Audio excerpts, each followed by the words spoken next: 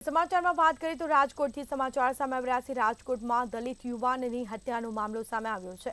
IPC 302 અને એટ્રોસિટીની કલમનો ઉમેરો કરવામાં આવ્યો। મોડી રાત્રે દલિત સમાજના આગેવાનોએ હોબાળો કર્યો। સિવિલ હોસ્પિટલ ચોક ખાતે તોડફોડ કરી પોલીસે સમગ્ર મામલે ફરિયાદ દાખલ કરી છે। સમગ્ર મામલે કાર્યવાહી હાથ ધરાશે। તો મોડી રાત્રે દલિત સમાજના આગેવાનોએ હોબાળો મચાવ્યો। આઈપીસી 302 અને એટ્રોસિટીની કલમનો પણ ઉમેરો કરવામાં આવ્યો છે। તો રાજકોટમાં દલિત યુવાનની હત્યાનો મામલો, પોલીસે સમગ્ર મામલે ફરિયાદ દાખલ કરી છે।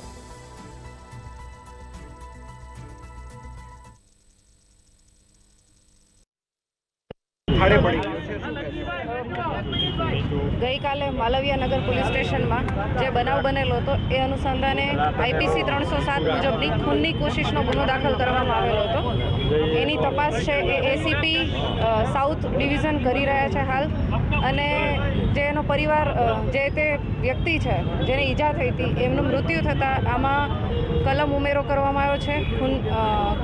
હત્યાનો ગુનો દાખલ કરવામાં આવેલો છે અને સાથે સાથે એટ્રોસિટીની કલમો પણ આમાં ઉમેરવામાં આવી છે। એ બાબતે કોર્ટને રિપોર્ટ કરી દેવામાં આવ્યો છે અને જે મરણ જનાર છે એમના પરિવારના જે પણ એમની રજૂઆતો હતી એ તમામ ધ્યાને લઈ અને ગુનો દાખલ કરી, કલમનો ઉમેરો કરી અને આરોપીઓને સત્વરે પકડવા માટે રાજકોટ શહેર પોલીસની ટીમ કાર્યરત છે। ખાસ કરીને પરિવારજનો દ્વારા કોઈ પોલીસ કર્મચારીઓના નામ આપવામાં આવ્યા હતા, કોઈની નામજોગ અત્યારે રિપોર્ટ કરવામાં આવ્યો છે કે કેમ શું?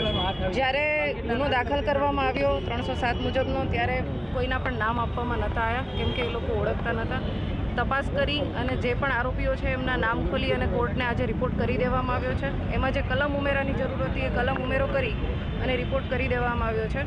રાજકોટ શહેરની અલગ અલગ 5 થી 7 ટીમો છે, અલગ અલગ જિલ્લાઓમાં તપાસ કરી રહી છે આરોપીને પકડવા માટે।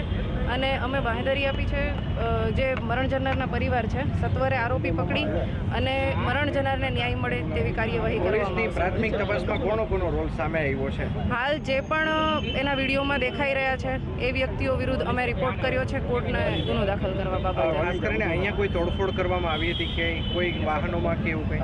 ના, અહીંયા એ લોકોએ જે મરણ જનાર છે એની લાશ લઈ આવ્યા હતા, અહીંયા રાખી હતી અને હોસ્પિટલ ચોક પણ રાખવામાં આવેલી હતી, પણ કોઈ પણ પ્રકારની તોડફોડ કરવામાં આવેલી નથી। રાજકોટમાં દલિત યુવાનની હત્યાનો મામલો, આઈપીસી 302 અને એટ્રોસિટીની કલમનો ઉમેરો કરવામાં આવ્યો છે। મોડી રાત્રે દલિત સમાજના આગેવાનોએ હોબાળો મચાવ્યો હતો। સિવિલ હોસ્પિટલ ચોક ખાતે તોડફોડ પણ કરવામાં આવી હતી। પોલીસે સમગ્ર મામલે ફરિયાદ દાખલ કરી તપાસનો દોર શરૂ કર્યો।